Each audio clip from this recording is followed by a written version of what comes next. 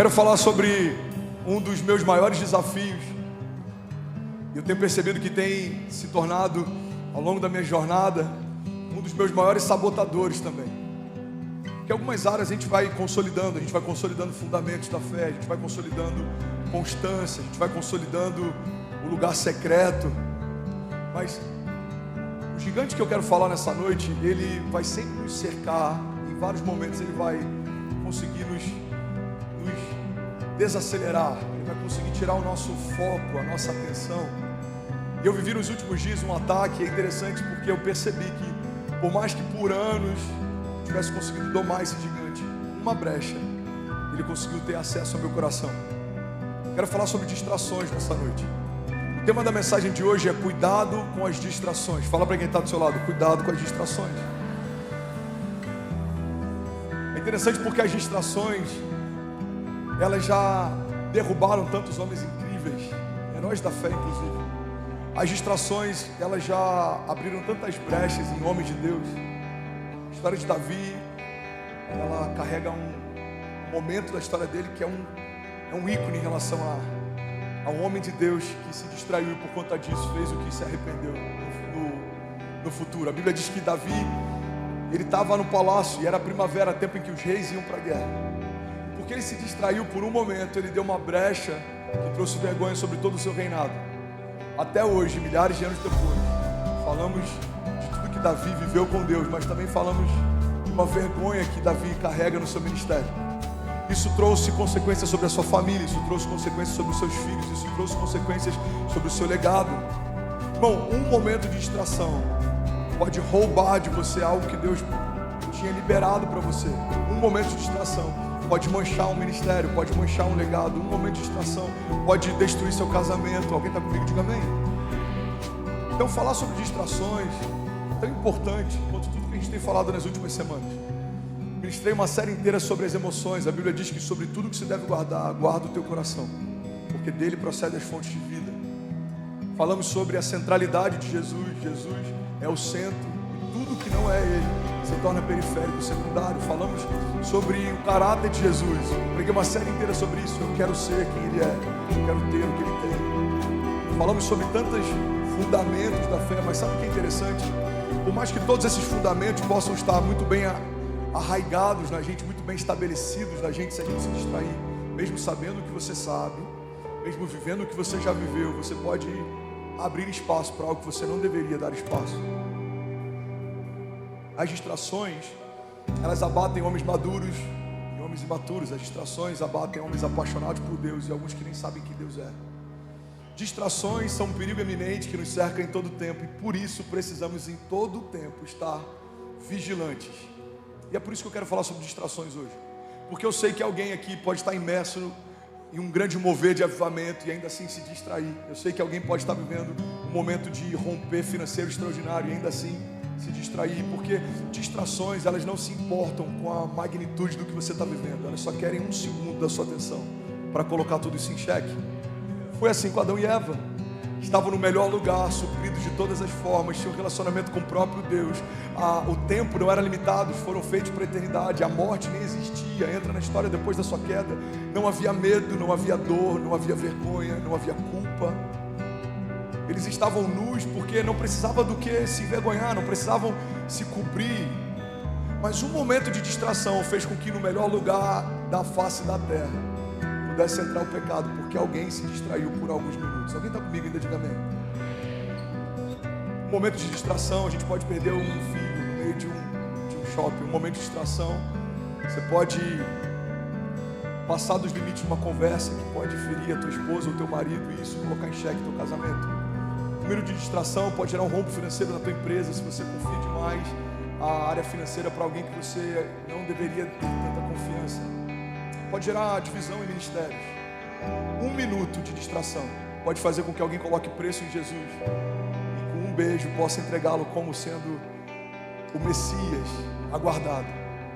É sobre isso que eu quero falar nessa noite.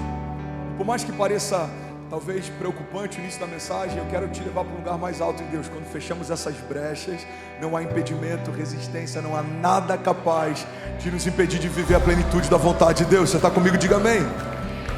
Então, para isso eu estabeleci a mensagem de hoje em 2 pilares fundamentais.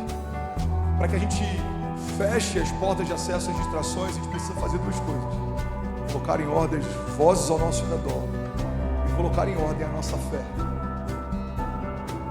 De nada adianta termos uma fé bem estabelecida se damos acesso a pessoas que não nos dão destino.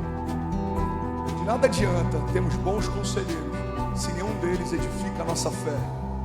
Então, quando os conselhos que me cercam, as vozes que eu ouço e os meus fundamentos de fé estão bem estabelecidos, eu me torno imparável.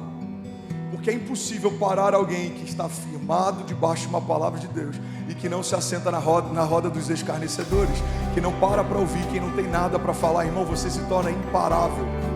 E assim foram vários homens de Deus, e é sobre eles que eu quero falar. Então a gente vai começar agora, amém? Vocês estão felizes ainda? Primeiro pilar fundamental, primeira chave da mensagem de hoje: você precisa colocar em ordem as vozes ao seu redor. Não vivemos inúmeros sonhos porque consultamos pessoas que não ouviram o que a gente ouviu, que não viram o que a gente viu, para receber delas aprovação para começar o que Deus já nos pediu para começar. Tem muita gente que não inicia o ministério, que não dá um passo de fé na empresa, nos negócios, que não começa algo que Deus já disse que era para começar, que Deus já falou a respeito do que Ele quer fazer. Mas por quê? Porque perguntou para amigos e amigos acharam que não era uma boa ideia, porque consultou algumas pessoas próximas e pessoas próximas acharam que talvez seja ousado demais, grande demais, difícil demais. A verdade é que todo herói da fé, se tivesse consultado alguém natural antes de dar um passo sobrenatural, não seriam lembrados na história, porque não seriam heróis, muito menos da fé, não fariam parte da galeria de Hebreus 11, não seriam citados na eternidade. Se Abraão tivesse consultado seus parentes, provavelmente não sairia do meio da sua parentela. Se Noé tivesse consultado seus amigos, com certeza não gastaria décadas construindo a arca. Se José tivesse parado para ouvir os seus irmãos, a primeira coisa que ele faria era abrir mão da unção que tinha para lidar com sonhos. A Bíblia diz que quando José compartilha o seu sonho com seus irmãos, eles passam a odiá-lo ainda mais. A zona de graça de José se torna o ponto sensível que gera revolta dos seus irmãos. E é normalmente assim que acontece. O inferno se revolta a partir do seu ponto de graça. Não é aquilo que você é ruim, é aquilo que você é bom. Se Deus chamou para ser um sonhador, o inferno vai tentar fazer você parar de sonhar. Se Deus chamou para ser um libertador, o inferno vai tentar te coagir para que você não se posicione como tal. Se os céus te chamaram para ser um visionário, tudo e todos ao teu redor vão tentar se levantar para diminuir o tamanho da sua visão. Por quê? Porque tudo que o inferno faz é se contrapor a algo que os céus já fizeram. Guarda isso, irmão. Tudo que o inferno faz é se contrapor a algo que Deus já fez. O inferno não pode desfazer o que Deus fez, não pode desfalar o que Deus falou, não pode desprometer o que Deus prometeu. Então, como ele não pode mudar uma realidade estabelecida, a única coisa que ele pode fazer é distrair alguém que recebeu essa realidade. Se um sonhador não entende que é sonhador, se um visionário não percebe que é visionário, se um libertador não se vê como libertador, então o inferno não precisa fazer mais nada, porque se você não entende quem você é, você não sabe o que você pode. É como uma bomba relógio que foi desativada, uma granada que ninguém nunca vai tirar um pino. É só potencial. O que é potencial? Potencial é algo que pode acontecer no futuro, mas o que Deus tem para nós não é uma vida sempre aguardando um tempo futuro. O que Deus tem para nós são promessas se cumprindo também no tempo presente. Você vai viver promessas hoje e amanhã e depois de amanhã e no próximo ano e daqui a 10 anos. Alguém está comigo? Diga amém. Porque essa é a jornada de fé que Deus propõe para os seus. É uma jornada de glória em glória. Os testemunhos de hoje são incríveis para hoje, não funcionam para amanhã. Deus tem novos testemunhos para amanhã. Os milagres de ontem foram incríveis para ontem, não funcionam para hoje. Deus tem novos milagres para hoje. Então, quando entendemos que os céus são uma fonte inesgotável, nós nos tornamos insaciáveis. A primeira coisa que eu preciso fazer é colocar em ordem as vozes ao meu redor. Nem todo mundo merece espaço de fala no seu coração. Nem todo mundo construiu uma história que deu para ele a autoridade de se tornar um conselheiro para você. Nem todo mundo